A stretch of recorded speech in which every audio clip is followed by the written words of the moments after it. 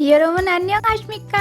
Hello everyone. दोस्तों, कैसा लगा फर्स्ट एपिसोड? अगर आपको ये स्टोरी मजेदार लग रही है और आगे भी ऐसी ही इंटरेस्टिंग स्टोरीज देखना चाहते हैं तो हमारे चैनल को सब्सक्राइब करना मत भूलिएगा और साथ ही नोटिफिकेशन बेल भी ऑन कर लीजिएगा जिससे कोई भी एपिसोड आपसे मिस ना हो। तो हमने लास्ट एपिसोड में देखा कि राजा आरू से आगे स्टोरी सुनाने को कहता है, साथ ही कहता है कि मुझे सोना है और तुम्हारी कहानी सुनकर मुझे नींद आ जाती है, तो तुम मुझे आगे कहानी सुनाओ।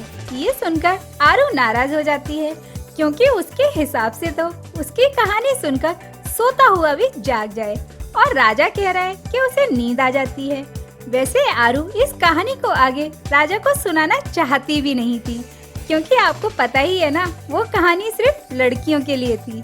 लेकिन बेचारी आरू पैसे के आगे मजबूर हो जाती है, यानी वो पैसे के बदले उस कहानी को सुनाने को तैयार हो जाती है। इधर कांगसांग डॉग बर्ड के बनाए घेरे में जाता है तो डॉग बर्ड उसका मार मार के भरता बनाना शुरू कर देता है, जिसके बाद उसे पता चल जाता है कि वो डॉग बर्ड से नहीं जीत सकता, इसलिए वो उसके आगे हार मान लेता है, जो कि बानरियो को अच्छा नहीं लगता।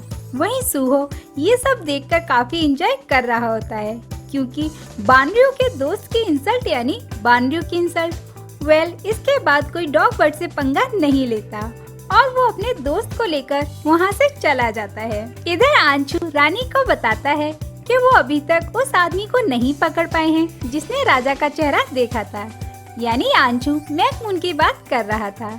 और ये सुनकर रानी आंचू पर काफी नाराज होती है और उससे कहती हैं कि उस आदमी को जितना जल्दी हो सके पकड़ो और मार दो। जिसके बाद आंचू पूरे राज्य में मैकमून के पोस्टर लगवा देता है। इधर जूकी आरू के डैड के पास आकर बताता है कि जैसा लॉकेट तुम्हारी बेटी के पास है वैसा ही लॉकेट लेकर एक लड़का उसके पास आया था और वो अपनी फैमिली को ढूंढ रहा है। ये सुनकर आरू के डैड समझ जाते हैं कि उनका बेटा ही उन्हें ढूंढ रहा है। साथ ही वो बताता है कि वो थोड़ी देर पहले क्लब की तरफ गया था, तो हो सकता है कि अभी भी वो वहीं हो, लेकिन वहाँ जाने पर वो उन्हें नहीं मिलता। इधर आरू राजा को एक यूजलेस वेपन के साथ रोमांटिक कहानी सुना रही होती है और हमेशा की ही तरह राजकुमार को आरू की कहानी सुनकर नींद आ जाती है और वो नींद में अपनी माँ को देखता है, जिसकी वजह से उसकी नींद टूट जाती है और जागने पर देखता है कि आरू तो खुद ही कहानी सुनाते सुनाते सो गई है, इसलिए वो उसे डिस्टर्ब नहीं करता। इधर आंचू हर तरफ मैकमून को ढूंढ रहा होता है, जहाँ उसे पता चलता है कि ऐसा ही दिखने वाला लड़का जंगलों की तरफ गया है और उसी टाइम आरू के डैड भी अपने बेटे को ढूंढ रहे होते हैं। इधर डॉग बर्ड और मैकमून जंगल में बैठे होते हैं, जहाँ मैकमून बताता है कि उसने एक लड़की के गले में वैसा ही लॉकेट देखा है जैसा कि उसके पास है। ये सुनकर डॉग बर्ड कहता है कि फिर तो हमें उसे जल्द से जल्द ढूंढना चाहिए। अगले सीन में राजकुमार पाहो से बात करते हुए मैकमून के बारे में पूछता है। ये दोनों बातें कर ही रहे होते हैं कि वो आंचू को जाते देखते हैं, तो वो समझ जाते हैं कि कहीं न कहीं आंचू को मैकमून की लोकेशन पता चल गई है, तो राजकुमार भी उसके पीछे जाता है। इधर डॉग बर्ड और मैकमून उस लड़की को ढूंढने के लिए शहर की तरफ जा रहे होते हैं कि अचानक डॉग बर्ड बेहोश होने लगता है, तो मैकमून उसे संभालता है कि वो मैकमून के पीछे आंचू को आते देखता है, तो वो मैकमून से वहाँ से भाग जाने को कहता है, तो मैकमून जल्दी से वहाँ से भाग जाता है, लेकिन आंचू डॉग बर्ड को घायल कर देता है और मैकमून वहाँ से भाग पाता उससे पहले ही उसे वो घायल कर देता है, तो वो डॉग बर्ड के ऊपर जाकर गिर जाता है और वो डॉग बर्ड को फुसफुसाते हुए शांत रहने को कहता है, जिससे आंचू उसे मरा समझकर वहीं छोड़ दे और डॉग बर्ड भी समझ जाता है कि अभी कुछ भी करना सही नहीं होगा, इसलिए वो भी शांत बना रहता है। आंचू दोबारा मैकमून पर हमला कर पाता उससे पहले ही वहाँ राजकुमार आ जाता है और वो उन दोनों को ऐसी हालत में देखकर दुखी होता है। इधर डॉग बर्ड पूरी तरह होश में नहीं होता, लेकिन धुंधली आंखों से वो राजकुमार का ब्रेसलेट देख लेता है, जिसके बाद वो सब वहाँ से चले जाते हैं और डॉग बर्ड होश में आते ही मैकमून को वहाँ से ले जाता है। वहीं मैकमून समझ चुका होता है कि अब उसका बच पाना मुश्किल है, इसलिए वो उसे वहीं छोड़कर जाने को कहता है, जिस पर डॉगबर्ड ऐसा करने से मना कर देता है क्योंकि मैकमून ही डॉगबर्ड के लिए सब कुछ था।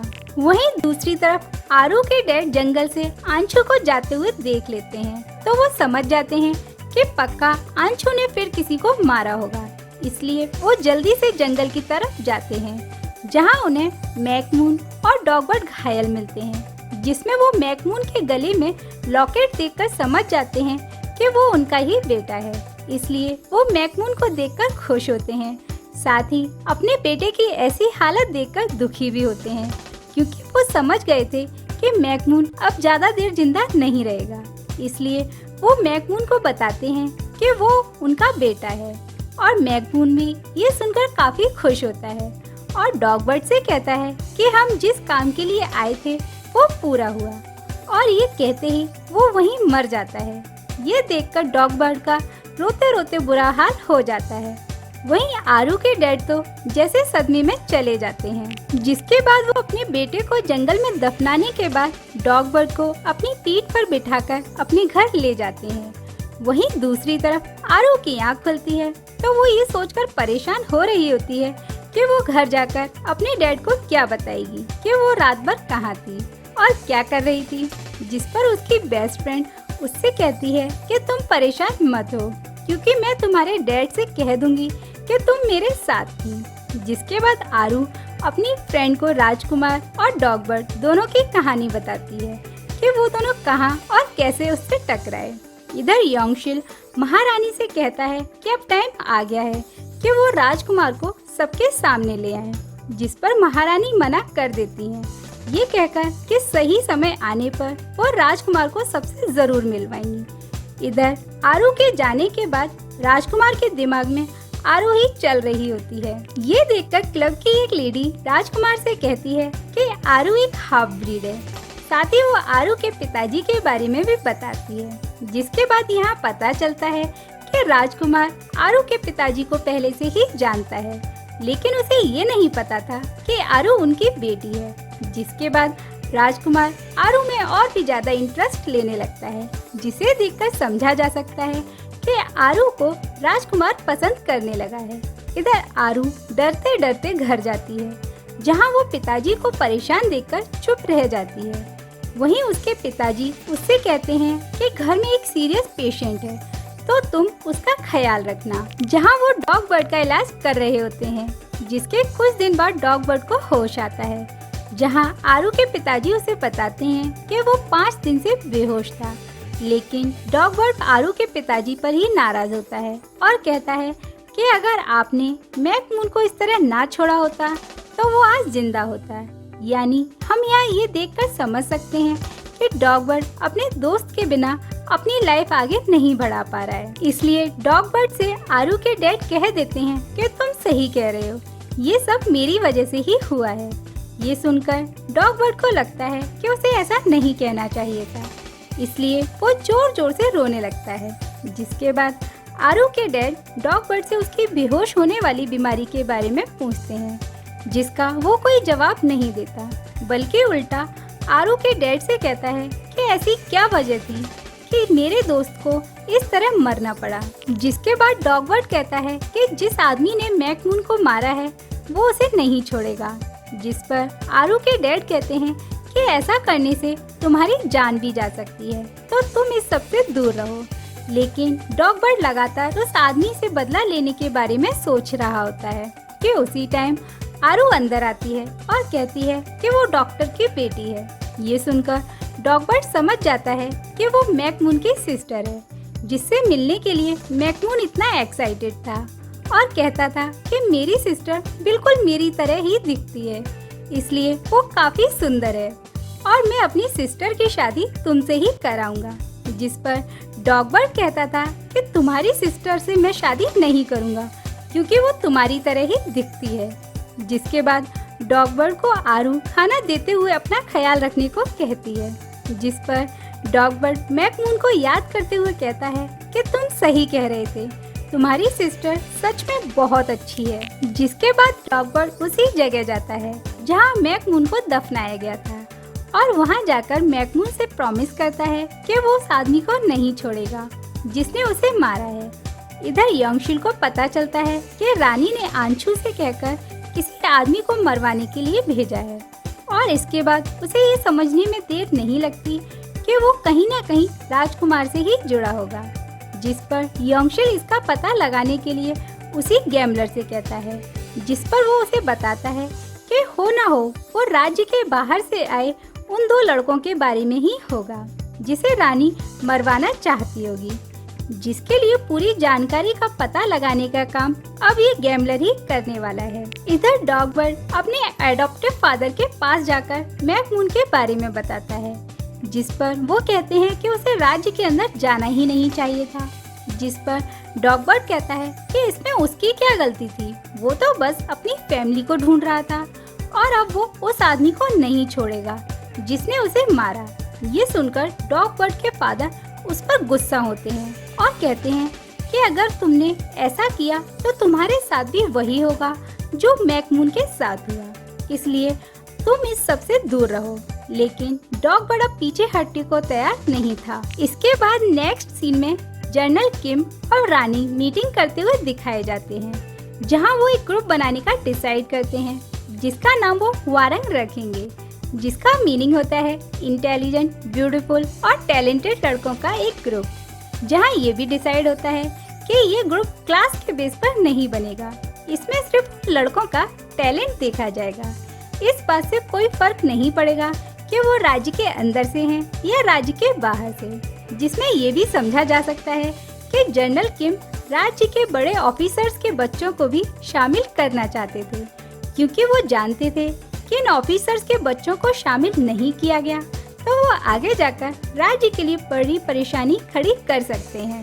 जिसके बाद पूरे राज्य में इसकी अनाउंसमेंट कर दी जाती है, जिसमें काफी लड़के इंटरेस्टेड भी होते हैं, लेकिन बानरयू और सुहो इसे ज्वाइन करने में जरा भी इंटरेस्टेड नहीं थे। वहीं दूसरी तरफ सारे ऑफिसर्स इस बात को लेकर परेशान होते हैं कि आखिर रानी के दिमाग में चल क्या रहा है और वो उनके बच्चों को इसमें शामिल करना क्यों चाहती हैं। इस मीटिंग में यंगशिल कहता है कि हम सब जाकर रानी से कहेंगे कि वो राजकुमार को सबसे पहले हम सबके सामने लेकर आए और राजकुमार को खुद अपना ग्रुप बनाने दे, नहीं तो कोई इस ग्रुप को ज्वाइन नहीं करेगा। और सब ऐसा ही करते हैं, जिस पर रानी को यंगशिल का षड्यंत्र समझने में देर नहीं लगती और वो ऐसा करने से मना कर देती हैं। इधर राजकुमार को भी पता चलता है तो वो कहता है कि अब ना जाने रानी के दिमाग में क्या चल रहा है और वो जाने क्या करने की कोशिश कर रही है। इधर आरू जूकी के पैसे वापस करने जाती है, जहाँ जूकी आरू से कहता है कि मेरे पास तुम्हारे लिए काम है। साथ ही वो ये भी कह देता है कि मुझे लगता है कि तुम इस काम को कर नहीं पाओगी, इसलिए तुम रहने दो। जिस पर आरू कहती है कि नहीं नहीं, मुझसे बेहतर इस काम को कोई नहीं कर सकता। जिस पर जूकी कहता है कि तुम्हें जासूसी करनी है और अंदर की जानकारी लाकर मुझे देना है। साथ ही वो कहता है कि लेकिन इस बारे में किसी को कुछ पता नहीं चलना चाहिए। तो आरू कहती है कि आप चिंता मत करो, मैं सब संभाल लूंगी। इधर जनरल किम को लगता है कि जूकी अपना काम सही से नहीं कर रहा है, जिस पर जूकी कहता है कि देखना, मैंने जिसे काम दिया है वो कैसे पूरी जानकारी निकाल कर ला कर देती है। ये देखकर जनरल हैरान होता है कि जूकी ने कुछ ज्यादा ही कॉन्फिडेंस से नहीं बोल दिया। इधर आरू अपने काम में लग जाती है और पूरे राज्य के टैलेंटेड और हैंडसम लड़कों की पूरी जानकारी अपने नोटपैड में लिखना शुरू कर देती है और ये लिखते लिखते उसे डॉगबर्ड और राजकुमार की भी याद आती है, लेकिन अभी तक उसके पास उन दोनों की कोई जानकारी नहीं है, इसलिए वो चाहकर उनका नाम नहीं लिख पाती। इधर डॉगबर्ड राज्य में वापस आता है और जूकी से एक तलवार देने को कहता है, जिस पर पहले जूकी थोड़ा हैरान होता है, लेकिन वो उसे तलवार दे देता है। इधर राजकुमार ने पाहो को आरू के बारे में पता लगाने को भेजा होता है और ये तो आप सबको पता ही है कि आरू पूरे राज्य में इधर उधर भटक रही होती है, तो बेचारे पाहो को भी भटका देती है। तो वापस आकर पाहो राजा से कहता है कि ये क्या लड़की है जो पूरे गांव में भटकती ही रहती है और इसने मुझे भी थका दिया है। ये सुनकर राजकुमार हंसने लगता है। इधर डॉगबर्ड और राजकुमार आमने सामने आ जाते हैं और डॉगबर्ड राजा का ब्रेसलेट देखकर समझ जाता है कि इसी की वजह से मैकमून की जान गई थी। हालांकि वो यहाँ राजकुमार का फेस नहीं देख पाता, इसलिए वो उसे ढूंढने के लिए उसके पीछे जाता है और राजा आरू के पीछे पीछे जा रहा होता है। यानी आरू राज्य के लड़कों के पीछे, राजकुमार आरू के पीछे और डॉगबर्ड राजकुमार के पीछे। इधर राजकुमार समझ जाता है कि कोई उसका पीछा कर रहा है, इसलिए वो अपना फेस कवर कर लेता है। इधर आरू एक दरवाजा बनाने वाली फैक्ट्री में घुस जाती है, जहाँ राजा उसका मुंह बंद कर देता है और कहता है कि तुम शांत रहो, मैं तुम्हें कोई नुकसान नहीं पहुँचाना चाहता, बस कोई मेरा पीछा कर रहा है, वो तुम्हें जरूर नुकसान पहुँचा सकता है, इसलिए तुम शांत रहो। इधर डॉगबर्ड आता है और राजकुमार से कहता है कि तुम हमेशा कायरों की तरह अपना मुंह क्यों छुपाते रहते हो, जिस पर राजकुमार कहता है कि आखिर तुम मेरा पीछा कर क्यों रहे हो, जिस पर डॉगबर्ड कहता है कि तुम्हारी वजह से मेरे दोस्त की जान गई, इसलिए अब तुम मुझसे नहीं बच सकते, जिस पर राजकुमार कहता है कि तुम भी अपने दोस्त की तरह नहीं मरना चाहते तो अभी यहाँ से चले जाओ, जिस पर डॉगबर्ड कहता है कि बातें बनाना बंद करो और मेरे सामने आओ। ये कहकर डॉगबर्ड अपने पीछे के दरवाजे की तरफ तलवार से अटैक करता है, लेकिन उस दरवाजे के पीछे तो आरू थी, जिसे देखकर डॉगबर्ड हैरान हो जाता है और यहीं ये एपिसोड खत्म हो जाता है। तो अब देखना ये होगा कि डॉगबर्ड राजकुमार से अपना बदला कैसे लेगा। जानने के लिए नेक्स्ट एपिसोड देखना मत भूलिएगा। हम मिलेंगे जल्दी नेक्स्ट एपिसोड में। Till then take care and सारंग यू।